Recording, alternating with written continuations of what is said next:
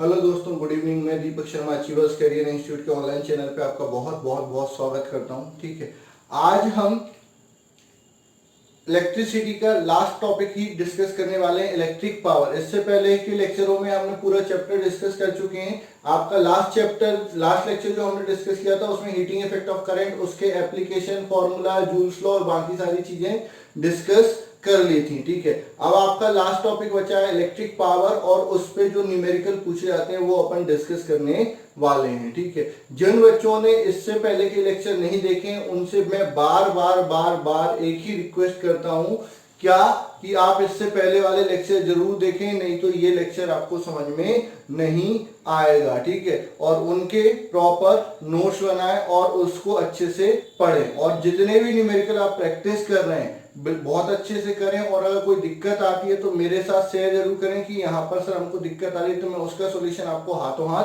Provide करने की कोशिश करूंगा। ठीक है, तो आज हम देखने वाले हैं आपका इलेक्ट्रिक पावर की, इलेक्ट्रिक पावर क्या होता है उसके बारे में डिस्कस करने वाले हैं। ठीक है, तो electric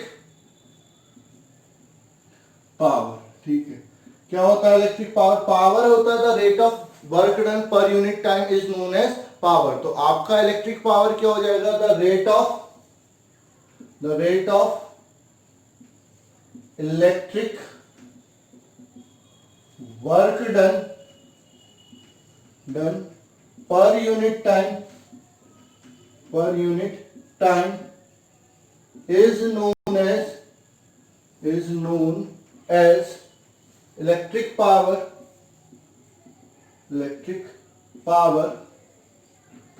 or the electric energy supplied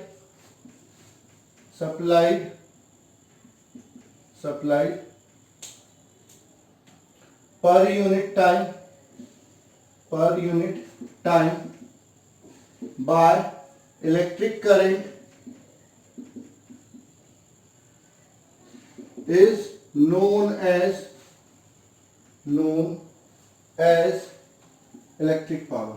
electric work done per unit time या electric energy per unit time, उसको अपन क्या बोलते हैं? इलेक्ट्रिक पावर बोलते हैं। ठीक है, it is denoted by P। इसको डिनोट कैसे करते हैं? P से डिनोट करते हैं। तो पावर बराबर क्या हो जाएगा? पावर बराबर इलेक्ट्रिक वर्क अपॉन टाइम। ठीक है, तो P बराबर W अपॉन T। ठीक है, उसके बाद वी नो दैट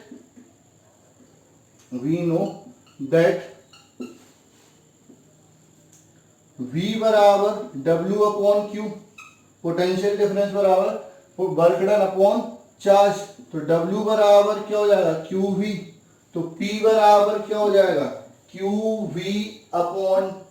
ठीक है, अच्छा Q बाई T क्या होता है? Electric current. ठीक है, by definition of electric current. ठीक है, तो P बराबर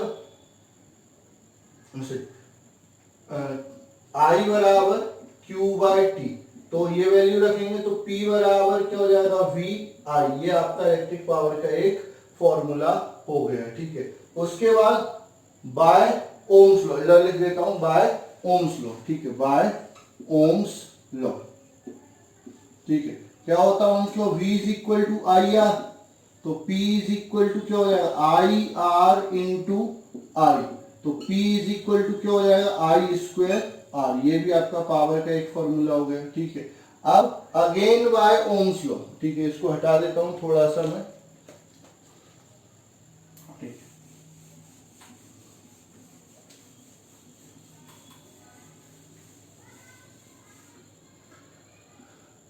again bye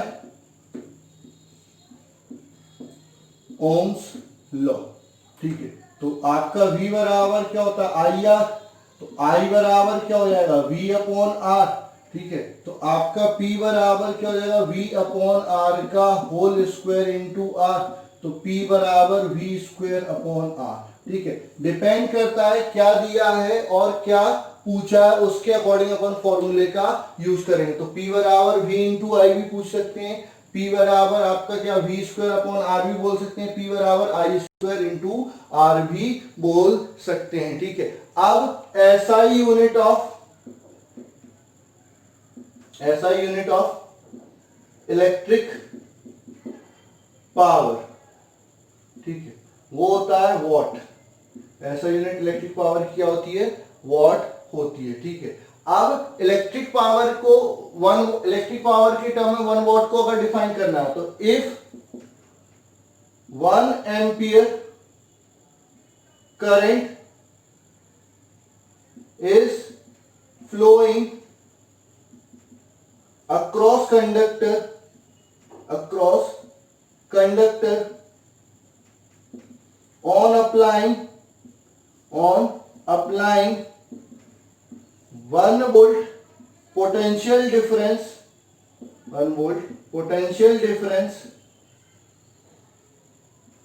then the value of electric power is 1 watt। तो 1 वॉट बराबर क्या हो जाएगा, 1 वॉट बराबर हो जाएगा 1 वोल्ट एम्पियर। 1 वोल्ट एम्पियर आपका क्या हो जाएगा, 1 वॉट हो जाएगा। ठीक है, अदर यूनिट किलोवाट। ठीक है, 1 kW बराबर क्या हो जाएगा, 1000 वॉट हो जाएगा। ठीक है, उसके अलावा और यूनिट की बात करें इलेक्ट्रिक पावर की, तो इलेक्ट्रिक पावर की जो और यूनिट होंगी वो हो जाएगी आपकी क्या, हॉर्स पावर HP। तो 1 HP बराबर क्या हो जाता है आपका 746 वॉट। ठीक है, ये आपका HP होता है। आपका जो मोटर आते हैं, पंप आते हैं, वो HP के आते हैं, 1 HP का, 2 HP का। ठीक है, हॉर्स पावर आपके पंप आते हैं। ठीक है, अब इलेक्ट्रिक पावर पे न्यूमेरिकल आ सकते हैं इन पर, कि आपका वोल्टेज दे देंगे, रेजिस्टेंस दे देंगे, पावर पूछ लेंगे, करंट दे देंगे, रेजिस्टेंस दे देंगे, पावर पूछ लेंगे, वोल्टेज दे देंगे, करंट दे देंगे, पावर पूछ लेंगे, पावर दे देंगे, वोल्टेज दे देंगे, करंट पूछ लेंगे, पावर दे देंगे, करंट दे देंगे, रेजिस्टेंस पूछ लेंगे, पावर दे देंगे, वोल्टेज दे देंगे, रेजिस्टेंस पूछ लेंगे। तो कोई सा भी इन पर तो क्वेश्चन आ ही सकता है। साथ ही साथ आपका क्या आता है, क्वेश्चन आपका आता है किस पर, रेटिंग पर। आपका क्या होता है, जैसे आपका बल्ब वगैरह जो दिया रहता है उस पर जो रेटिंग लिखी रहती है, उस पर 2 चीजें लिखी रहती है, एक 220 वोल्ट, ये आपका वोल्टेज हो गया, और दूसरा 100 वॉट या फिर 200 वॉट या फिर आपका 20 वॉट। ठीक है, पावर लिखा रहता है। तो इसका मतलब ये नहीं कि वो हमेशा इतना ही वोल्टेज यूज करेगा या हमेशा इतना ही पावर डेसिपेट करेगा।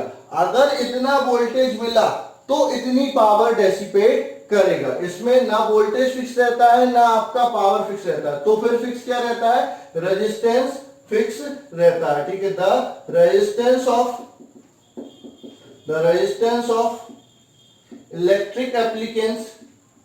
Electric appliance is fixed while power and voltage may be changed। ठीक है, पावर चेंज हो सकता है, वोल्टेज चेंज हो सकता है, लेकिन रेजिस्टेंस फिक्स रहेगा। तो रेजिस्टेंस की वैल्यू क्या निकालेंगे, R बराबर V square upon P, voltage rating upon power rating क्या हो जाएगा आपका, रेजिस्टेंस हो जाएगा। क्योंकि P बराबर क्या होता है, V स्क्वायर अपॉन R, तो R बराबर क्या हो जाएगा, V स्क्वायर अपॉन P हो जाएगा। फिर इस रेजिस्टेंस से आपको एक्चुअल पावर निकालनी पड़ेगी। ठीक है, अब क्वेश्चन किस तरीके से पूछे जाते हैं, 2 या 3 टाइप के क्वेश्चन आपके पूछे जाते हैं, वो अपन डिस्कस कर लेते हैं कि किस टाइप के आपके इलेक्ट्रिसिटी से मतलब इलेक्ट्रिक पावर से क्वेश्चन पूछे जाते हैं। तो वो अपन जैसे ही डिस्कस करेंगे। तो एक तो आपका एक एनर्जी बिल वाला यूनिट वाला आता है, तो उसके लिए मैंने आपको कल बता चुका हूं कि आपका कमर्शियल यूनिट ऑफ एनर्जी क्या होती है, किलोवाट आवर, kWh। 1 kWh क्या होता है, 3.6 इंटू 10⁻⁶ जूल होता है। ठीक है, तो इस पर भी आपके क्वेश्चन आ जाते हैं, समझ अभी बताऊंगा किस तरह से। पहले सिंपल क्वेश्चन लिखते हैं, if 120 volt is applied across applied across a conductor of resistance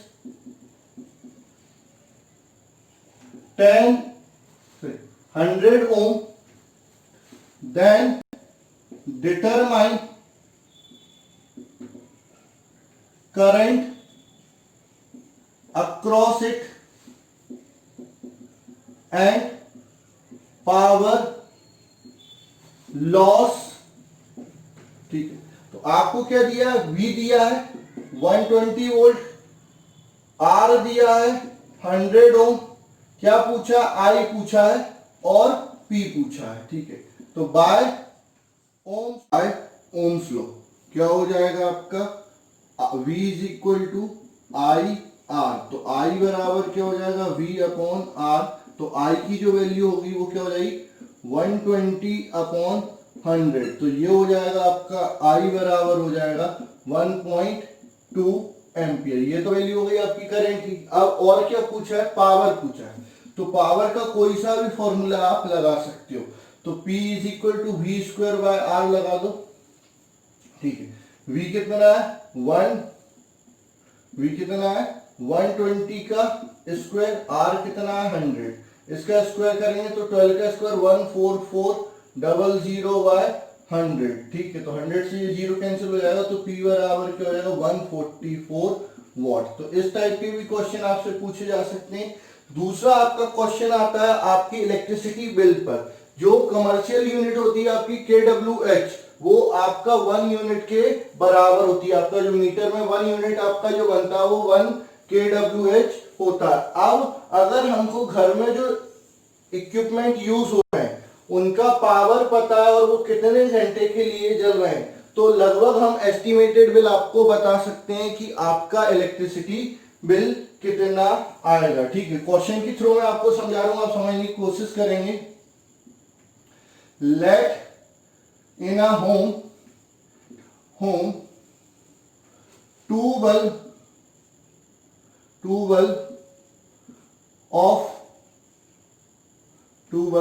of 100 watt each glow for 8 hours in a day and 3 fan of 200 watt running for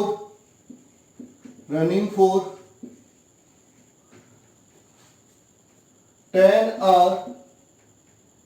ठीक है, then calculate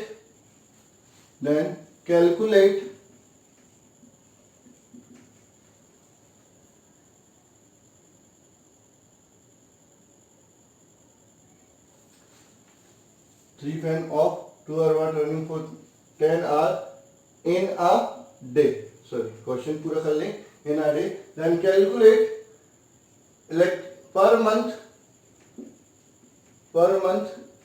electricity bill if it charge for 5 rupees per unit. ठीक है, तो आपको क्या दिया है, एक घर है जिसमें 2 बल्ब है, कितने वाट के 100 वाट के, कितने घंटे तक जल रहे हैं 8 घंटे तक जल रहे हैं एक दिन में, और 3 पंखे हैं 200 वाट के जो 10 घंटे तक जल रहे हैं। तो energy consumed by bulbs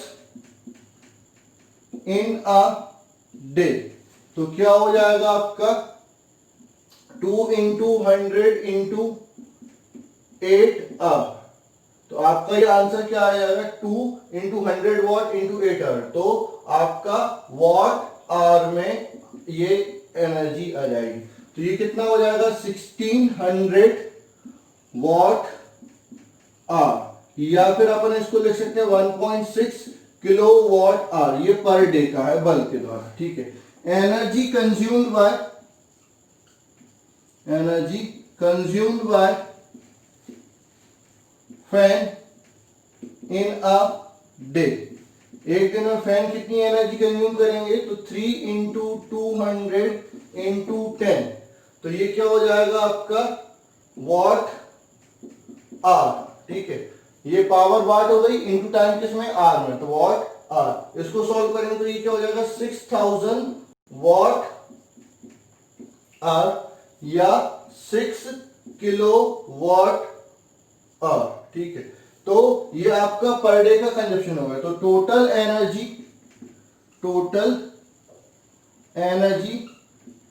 consumed in a day, भाई ये तो मैंने अपने हिसाब से वैल्यू रखी, आपको क्वेश्चन में कुछ और भी आ सकती है। तो कितना हो जाएगा 1.6 प्लस 6 किलो वॉट आर, तो ये हो जाएगा 7.6 किलो वॉट आर, ठीक है। उसके बाद आपका आ जाएगा एनर्जी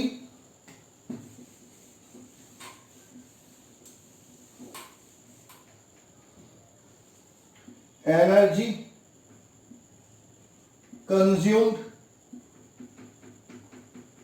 इन अ मंथ, एक महीने में कितनी एनर्जी कंज्यूम्ड होगी, तो आपका क्या हो जाएगा 7.6 इंटू 30 kWh, क्योंकि एक दिन में कितनी एनर्जी कंज्यूम हो रही 7.6 किलोवाट आवर, और महीने में कितने दिन होते हैं 30 दिन, तो टोटल एनर्जी कंज्यूम कितनी होगी आपका, इसमें मल्टीप्लाई करूंगा तो 6 3 18, 7 3 21 और 22, 222 किलो वॉट आर, ठीक है। जीरो से ये कैंसिल हो जाएगा, ठीक है। अब नाउ इलेक्ट्रिसिटी बिल क्या है, पर यूनिट का चार्ज कितना है 5 रुपीज, ठीक है। तो आपका total unit multiply by per unit charge, ठीक है। तो टोटल यूनिट कितनी हुई है 228, पर यूनिट चार्ज कितना है 5, तो 8 5 8 जा 40, 5 2 जा 10 14, 5 2 जा 10 11, ठीक है। तो आपका क्या हो जाएगा 1140 रुपीज आपका क्या हो जाएगा इलेक्ट्रिसिटी बिल हो जाएगा। तो इस टाइप के क्वेश्चन भी आपसे पूछे जा सकते हैं, किस पर, आपका इलेक्ट्रिक पावर पर, इलेक्ट्रिक एनर्जी पर आपके क्वेश्चन पूछे जा सकते हैं, ठीक है। तो एक चीज और याद रखेंगे, आपको समझ में आना चाहिए कि मान के चलो 2 बल्ब हैं, उनकी पावर अलग अलग है, ठीक है। तो उनमें क्या होता है कि अगर हम उनको मैं सीरीज में लगा, वोल्टेज रेटिंग सेम है, पावर रेटिंग अलग अलग है, तो जिसकी पावर रेटिंग ज्यादा होगी उसका रेजिस्टेंस क्या होगा, कम होगा, और जिसकी पावर रेटिंग क्या होगी, कम होगी, उसका रेजिस्टेंस ज्यादा होगा। तो अगर मैं ऐसे बल्बों को सीरीज में लगाता हूं, तो सीरीज में लगाने पर क्या होगा, जो ज्यादा वाट का बल्ब होगा वो क्या करेगा, कम ग्लो करेगा। सीरीज में लगाने पे जो ज्यादा वाट का बल्ब होगा वो क्या होगा, कम ग्लो करेगा, और जो कम वाट का बल्ब होगा वो ज्यादा ग्लो करेगा। वहीं पर अगर इनको पैरेलल कॉम्बिनेशन में लगाते हैं तो क्या होता है कि जो ज्यादा वाट का बल्ब होता है वो ज्यादा ग्लो करेगा, और जो कम वाट का बल्ब होता है वो कम ग्लो करेगा। क्यों, क्योंकि पैरेलल कॉम्बिनेशन में वोल्टेज सेम रहता है, तो आपका जो पावर होती है वो रेजिस्टेंस के इनवर्सली प्रोपोर्शनल होती है। तो जिसका पावर ज्यादा होता है उसका रेजिस्टेंस क्या हो जाता है, कम, तो अल्टीमेटली वो क्या करता है, ज्यादा ग्लो करता है। लेकिन आपका सीरीज कॉम्बिनेशन में करंट सेम रहता है, जो जिसका रेजिस्टेंस कम होगा वो कम ग्लो करेगा, और जिसका रेजिस्टेंस ज्यादा होगा वो ज्यादा ग्लो करेगा, और रेजिस्टेंस पावर के इनवर्सली प्रोपोर्शनल होता है, ठीक है। तो ये चीजें आपको ध्यान में रखनी है कि सीरीज में अगर लगा रहे हैं 2 बल्ब, तो जो ज्यादा वाट का है वो कम ग्लो करेगा, और जो कम वाट का है वो ज्यादा ग्लो करेगा, और पैरेलल में लगा रहे हैं तो जो ज्यादा वाट का है वो ज्यादा ग्लो करेगा, और जो कम वाट का है वो कम ग्लो करेगा। और हमारे हाउस होल्ड सर्किट में क्या होता है कि जितने भी डिवाइस होते हैं वो किस कॉम्बिनेशन में लगे रहते हैं, पैरेलल कॉम्बिनेशन में लगे रहते हैं। 2 रीजन है कि पैरेलल कॉम्बिनेशन में स्विच सेपरेटली ऑपरेट किए जा सकते हैं, दूसरा पैरेलल कॉम्बिनेशन में वोल्टेज क्या रहता है, सेम रहता है। तो ये यहाँ पर आपका इलेक्ट्रिसिटी चैप्टर 10th क्लास के लिए खत्म हो जाता है। इस पे ज्यादा से ज्यादा क्वेश्चन आपको प्रैक्टिस करने, अगर कोई चीज नहीं आती है तो बिल्कुल बेझिझक बिना डरे आप मेरे से चैट पे बात कर सकते हैं, क्वेश्चन को मेरे को सेंड कर सकते हैं, मैं उसका सॉल्यूशन आप तक जरूर पहुंचाऊंगा। बस आपका भी एफर्ट उतना ही होना चाहिए जितना एफर्ट हम लगा रहे हैं, ठीक है, तभी आपका बहुत अच्छा स्कोर मिलेगा, 10th में बहुत अच्छा रहेगा। इस बार ही हमारे 10th का काफी अच्छा रिजल्ट रहा है, तो मैं आशा करता हूँ आपका रिजल्ट भी उनसे कई गुना अच्छा रहेगा, तो थोड़ी सी मेहनत आपको करनी पड़ेगी। Thank you.